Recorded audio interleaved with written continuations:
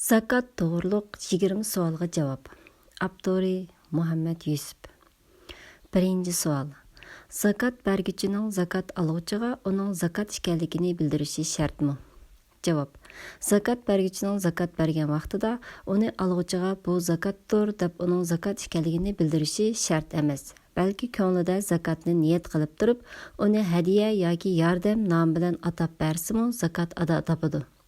Şoňa zakat alğuçylaryň ýüzini qızartmaslyk we olaryň abroýyny gowdaş ýüzünden onuň zakat ekenligini bildirmesimi bolady. Ämma zakat bergiçi zakat alğuçynyň rastynla zakat elişge haqlyk bolgan kişilerden ekenligini aniq bilmese, bunu biliş we baýny kembagal dep oýlap qylyp zakatny tegişik bolmagan ýerge berip goýmaslyk üçin ony zakat alğuçydan sorusy bolady. Bundaq ahvalda ən yaxşısı o kişinin özüdən emas, bəlkə başqalardan, yana qoşunlardan yoki tuqqanlardan sorab bilishdir. İkinci. Birovni faqir deb o'ylab zakatni uningga berib bo'lgandan keyin uning faqir emasligi o'ttirga chiqqan bo'lsa, uningga berilgan zakat ado topamdi. Javob. Aslida zakat berishda uning haqliq bo'lganlarini aniqlab, tepib shularga berish orqali zakat farzini ado qilish farzdir. Şoňa Allah Taala musulmanlarni zakat berishga buyurgan oyatlarda zakat beringlar demasdan zakatni ado qilinglar deb ko'rsatgan. Buning ma'nosi zakatni uningga haqliq bo'lgan shaxslarni tepib, shularga yetkazib berish orqali bu farzni joyida ado qilinglar deganlikdir. Buningga binoan zakatni qandaqli birsiga berish bilan farz ado topmaydi. Balki zakatqa haqliq bo'lganlarni izlab tepib, shularga berish orqali zakat farzi ado topgan bo'ladi. Ammo zakat bergichi birovni faqir deb tunib, zakatni uning bergandan keyin zakat alg'uchining faqir emasligi o'ttirga chiqqan bo'lsa, zakat bergichining zakatni bergan vaqtidagi uni faqir deb bilgan e'tiqodi e'tibor bilan uning bergan zakati joizdir. Bundaq zakat ado topadi. Bu vaqtda zakat bergichining qayta zakat berishiga hojat yo'q. Bergan zakati ado topgan bo'ladi. 3-savol. Qarzni zakat hisoblashga bo'lamdi? Javob. Birovning boshqa birsida qarzi bo'lib, qarzdorning faqirligi sababli qarzni to'layolmagan bo'lsa, bu qarzni qarz egasining zakatga hisob qilishiga bo'lmaydi. Bundaq qilsa zakat ado topmaydi. Chunki zakatni ado qilguvchining uni bergan vaqtda zakatni niyat qilishi shartdir. Halbuki qarz bergichi qarzni bergan vaqtda zakatni niyat qilgan emas, balki qarz niyati bilan bergan bo'lganlikdan keyin uni zakatga hisoblashga bo'lmaydi. Bu masalani hal qilishning eng to'g'ri usuli shuki, zakat bergichi zakatni atag'inni qarzdorga berib, zakatini ado qilib bo'lib, ondan uningdan qarzini so'rsa va olsa bo'ldi. Chunki bu usul bilan qarzdor pulga ega bo'lgan, ondan ega bo'lgan bu puldan ustidan qarzini ado qilgan bo'ladi. 4-savol. Qandaq narsalarga zakat kelmaydi? Javob. Islom dini kishilarning normal ehtiyojlari uchun kerakli bo'lgan narsalardan zakat berishni farz qilmadi. Faqat normaldagi ehtiyojning sirtidagi pul molning zakatini ado qilishga buyurdi. Buningga binoan aytamizki, kishining o'zi va oilasidagilar qo'llanayotgan mashinalarga, o'zi va bolalar o'ltirayotgan uy imoratlariga, ayoli, qizlari va kelinlari ishlatayotgan oltin yoki kumushdan yasalgan zinnat buyumlariga, uy jihozlariga, hunar asboblariga, kitob materiallariga va o'zi oilasining ehtiyojlari uchun ishlatayotgan ashyolarga zakat kelmaydi. Yuqoriqilar qanchalik qimmat baholiq ashyolik bo'lsin, ishlatayotgan ekan, ularga zakat kelmaydi. 5-savol. Tijorat mollarining zakati uchun bu mollarning qimmatini berish kerakmi yoki o'zinimi? Javob. Tijorat mollaridan zakat bergichi mollarning o'z jinsidan berish yoki ularning qimmatini berish ixtiyoriga egadir. Masalan, un, may, guruch, shakar, tuz qatorliq yemək moddalarini, kiyim-kechak, raxt material qatorliq buyumlarni sotadigan kishi faqirlarning ehtiyojiga qarab, ularga bularning hammasidan yoki ba'zisidan bersin bo'ladi, yoki bularning xalq pulidagi qimmatini bersin bo'ladi. Muhim bo'lgani ehtiyoj egalarining ehtiyojlariga munosib holda ularga ehtiyojli narsalarni berishdir. 6-savol. Kichik bolalarga zakat berishga bo'lamdi? Javob. Kichik bo'lsin yoki cho'ng bo'lsin, har qanday yetimga zakat berish joiz bo'lgandek, otasi faqir bo'lgan kichik bolalarga mu zakat berish joizdir. Ammo ota-onasi boy bo'lgan kichik bolalarga zakat berish joiz emasdir. Çünki bundaq ballar ata-anasının baylıq etibarı bilan bay hesaplandı. 7-ci sual. Özü yaş, işləşki qadir kişilərə zakat berişki bulamdı? Cavab. Ehtiyac egilərdən işləşki küçü bar, özü yaş kişilərə zakat halal emasdır. Peyğəmbər əleyhissalam zakat baylarga və işləşki qadir kişilərə berilməydi deb görsətgan. Küçü bar yaşlarga zakat berishning mani qilinishidagi sabablarning biri kishilarni ishlamasdan yetib edishqa, horulluqqa ko'ndirib qo'ymaslik uchun bo'lsa kerak. Chunki ba'zi tayyor taplar uchun horulluq hasaldek tatliq, ishlash bo'lsa zahardek achchiq tetiydi. Mundaqlar yordamga ehtiyojli bo'lsa-mu, bularga zakat berilmaydi. Bizning dinimiz ishlashni ibodat qatoridan sanab, uningga savob beradigan, horulluqni qat'iy yoqtirmaydigan bir ilg'or dindir. Ammo o'zi yosh va kuchim bor, biroq ishlaydi-sa ish topolmagan yoki ishlasimi topqanlar bilan oilasining ehtiyojlarini qamday olmagan kishilarga zakat berishga bo'ladi. Shuningdek, kasallik sababi bilan ishlayolmagan yoshlarga ham zakat berishga bo'ladi. 8-savol. Tuqqanlarga zakat berish bo'lamdi? Javob. O'zining ota-onasiga, bobo-momlariga, ballarga, navirlarga, chavirlarga, xotinlar bir-biriga zakat berishga bo'lmaydi. Çünki bularga berilgan zakat pul qabul bo'lmaydi. Ammo o'zining qarindoshlariga, tag'a aka, tag'a achilarga va boshqa tuqqanlarga agar ular faqir bo'lsa zakat berish joizdir. O'zining faqir tuqqanlarga zakat berish ham sadiq berganlik, ham tuqqandarchilikni davomlashtirganlik hisoblanib savobi ko'p bo'ladi. Payg'ambar alayhissalom faqirlarga berilgan zakatda zakatning savobi bo'ladi. Faqir tuqqanlarga berilgan zakatda ham zakatning ham tuqqandarchilikni davomlashtirganlik savobi bor deb ko'rsatgan. 9-savol. 1 yoki 2 yillik zakatni oldin berish joizmi? Javob. 1, 2 va uningdan ko'proq yilning zakatini oldin berish joizdir. Chunki bu yaxshi ishlarni qilishga oldirganlikdan sanalib, uning savobi ortiq bo'ladi. Xususan musulmonlarning beshiga yer davrash, sel ofati, qurg'oqchilik, vabo qatorliq falokatlar kelgan vaqtda musulmon boylarning bir qancha yillik zakatlarini oldin berishi afzaldir. Chunki zakatning farz bo'lishidagi sababmi ehtiyoj egalarining holatlarini ravo qilishdan iborat bo'lgan ekan, mushundaq yordamga ehtiyoji bo'lgan xalqliq payti qilingan yordamning savobi albatta katta bo'ladi. 10-savol.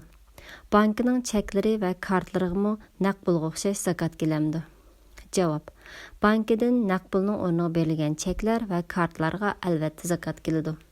Chunki ular naqd pulga o'xshashdir va naqd pulning o'rnida turadi. Bularning zakati naqd puldan berildi. 11-savol. Bankining o'simini zakatga hisoblab berishga bo'lamdi? Javob. Bankining o'simi jazonidir. Jazoni paskina va haromdir. Payg'ambar alayhissalom Alloh pokdir. U faqat pok bo'lganlarni qabul qiladi degan. Ya'ni haloldan berilgan zakat va sadiqlarni qabul qildi deganlikdir. Alloh taolo Qur'on Karimda sizlar o'zinglar yaxshi ko'rgan narsalaringlardan bermaycha yaxshilikqa, ya'ni jannatga erisholmaysizlar deb ko'rsatgan. Jazonidan iborat mundaq harom mol o'zi ishlatishga halol bo'lmagan yerda uni boshqalarga yegizishmi halol emas. Chunki haromdir. Uni zakatga hisoblab berishga texam bo'lmaydi. Shuningdek, harom yo'llar bilan topgan harom pullarni zakat yoki sadiq hisobida berish haromdir. U qat'iy qabul qilinmaydi. 12-savol. Ba'zi kishilar naqd pullarni saqlash uchun bankada qo'yishga majbur bo'lib qoladi. Ondan uningga o'sim keladi. O'simning haromligi aniq. Undaqda o'simni qanday qilish kerak? Javob. O'limalar bankining o'simini qanday qilish haqida mundaq 4 yo'l borligini bayon qildi. 1. O'zi xajlash bo'lib, bu halol emas. Chunki o'simni yeyish eng og'ir gunohlardan sanaldi. U harom bo'lgandimi eng qattiq haromlarning biridir. 2. Bankida iyon hisobida qoldirish bo'lib, bu mu joiz emas. Chunki bankida qoldirib jazoniga yordam berish og'ir gunohlardan sanaldi. 3. Sadiq hisobida faqirlarga berish bo'lib, bu to'g'ri emas. Chunki harom mol sadiqaga yaramaydi va Alloh taolaning dargohida qabul bo'lmaydi. 4. Zakat yoki sadiqa niyati bilan emas, faqat qo'ldagi bu harom puldan qutulish uchun uni biror faqirga badalsiz berib o'tishdir. Yuqorqi 4 yo'lning oxirgisi bilan bu haromdan qutulishga bo'ladi. Chunki islom nazarida harom ikki turlik bo'lib, biri harom ayni, yana biri harom hukmidir. Haram ayni öz zati etibarı bilan haram qilingan haraq, cho'shqa go'shiga o'xshagan haramlardir. Ammo haram hukmi öz zat etibar bilan emas, balki muomala etibar bilan haram bo'lgan o'sim, o'g'irlangan malga o'xshagan haramlardir. O'sim öz zat etibar bilan haram bo'lmasdan, balki muomala, ya'ni jazoni qilish bilan haram bo'lgan puldir. Chunki pul degan öz zat eti bilan aytganda bir qog'oz deganning haloli va harom bo'lmaydi. $10 pulni siz ishlab topgan bo'lsangiz, u siz uchun haloldir. Agar siz ashu 10 yuan pulni jazoni qilib yoki o'g'irlab topgan bo'lsangiz, u pul siz uchun haromdir. Shuning o'xshash unumni biror paqirga badalsiz berganda, u olg'uchi uchun halolga aylandi. Uni berguchi kishiga savob yoki gunoh bo'lmaydi. Faqat qo'lidagi o'simdan iborat harom puldan qutulgan bo'ladi. Hozirgi zamon muzdahid olimlaridan doktor Yusuf al-Qardavi bu masala to'g'riliq to'xtalib, bankining o'simini o'zi ishlatmasdan boshqa hojatmanlardan birarsi xajlasa uning halol bo'ladi. Chunki jazoni muomalasini qilgan odam u emas. Qisqasi o'simning egisining foydalanishi harom. Ammo badalsiz holda boshqasiga berib bersa, uni olgan kishi uchun u haloldir deydi. 13-savol. Zakat berish shartiga to'shib, zakat farz bo'lgandan keyin halok bo'lgan molning zakati saqit bo'lamdi? Javob. İmam Azam Abu Hanifaning qarashicha, zakat berish shartlari to'liq bo'lgandan keyin egisi tarafdan qasddanlik bo'lmagan holda halok bo'lib qo'ldan chiqib ketgan pul molning zakati saqit bo'ladi. Ammo İmam Ahmadning qarashicha, shartlar to'shib farz bo'lib qolgan mol qaysi bir sabab bilan halok bo'lgan bo'lsin, uning zakati saqit bo'lmaydi va egisining zimmisida qarz hisobida qoladi. Hozirgi zamon o'limalari bu masalada ikkinchi mazhabning qarshiga amal qilishni kuchlik deb sanaydi. 14-savol. Zakat uchun ayirgan pul mol zakat ilish haqli bo'lgan kishilarga yetkazib berishdan burun halok bo'lgan bo'lsa, qanday qilish kerak? Javob. Bunda holatda zakat qaytib berildi. Chunki berilgan zakatni ayirganlik zakatni ado qilganga yetmaydi. Balki uni zakatga haqli bo'lganlarga yetkazib berish bilan zakat farzi ado bo'ladi. 15-savol. Ota-onasi boy bo'lsa-mu, o'zi muhtojlikda qolgan kishiga zakat berishga bo'lamdi? Javob. Garchi ota-onasi boy bo'lsa-mu, ularning boyligidan foydalanishdan mahrum qolgan faqir kishiga zakat berish joizdir. Shuningdek, eri boy bo'lsa-mu, uning boyligidan mahrum bo'lgan va muhtojlikda qolgan ayol kishiga zakat berish joizdir. 16-savol. Balasi boy bo'lsa-mu, o'zi muhtojlikda yashaydigan odamga zakat berish joizmi? Javob. Balası boy bo'lsa-mu, uning yordamiga erisholmagan va faqirlikda yashaydigan odamga zakat berish joizdir. Chunki mundaq kishi balasining boyligi e'tibori bilan boy, ammo o'zining muhtojligi va balasining boyligidan mahrumlik e'tibori bilan faqirning qatoridan sanaldi. 17-savol. Zakat olg'uchi faqirning taqvodor, diyonatli kishilardan bo'lishi shartmi? Javob. Zakat ilish haqli bo'lishining sharti zakat olg'uchining musulmon va ehtiyoj egasi bo'lishdan iboratdir. Ammo zakat olg'uchining taqvodor yoki pasiq bo'lishi surishti qilinmaydi. Agar uning zakat olgan pul molni aroq ichish, qimor o'ynash, nasha yoki tamok chekish o'xshash harom ishlarga xajlaydiganligi aniq bilgan kishining uning zakat berishi to'g'ri emas. Chunki bunday qilish gunoh maisiyatga yordam berganlik qatoriga kirib qoladi. Ammo uningga berilgan zakat pulini harom ishlarga xajlaydiganligini gumon qilgan yoki ishonchsiz kishilarning eg'izdan bilgan taqdirdimi zakatni uningga berish joizdir va bu zakat ado bo'ladi. Chunki gumonga va ishonchsiz kishilarning ig'volariga tayanib ish ko'rish bizning dinimizda cheklangan. 18-savol. Islomda zakatdan boshqa yordam vositalari qaysilar? Javob. Zakatdan boshqa yordam vositalari nihoyat ko'pdir. Sadiqa, xolisona yordam, tuqqandarchilikning haqqini berish, xayri ehson qatorliq atalg'ular ostida buyurilgan yordam vositalari buning misoli. Allah Taala o'z hikmatiga asosan musulmonlarga zakat va tuqqandarchilikning haqqini berishdan iborat majburiy yordam vositasini buyurish bilan birga sadiqa, xolisona yordam, xayri ehson qatorliq ixtiyoriy yordam vositalarini buyurish orqali musulmonlar jamiyatining birlik, barobarlik, qarindoshlik ichida gullab yashnashini maqsad qilgan. Islom dini musulmonlarning o'zaro yordam qilishni iymonning keraklik moddalaridan qilib belgilagan. Hatto payg'ambar alayhissalom qo'shnisining och yotganligini bilib turib, uni to'yg'izmasdan o'zi to'q yotgan odam musulmon emas deb ko'rsatgan. 19-savol. Tuqqandarchilikni davomlashtirish degan nima?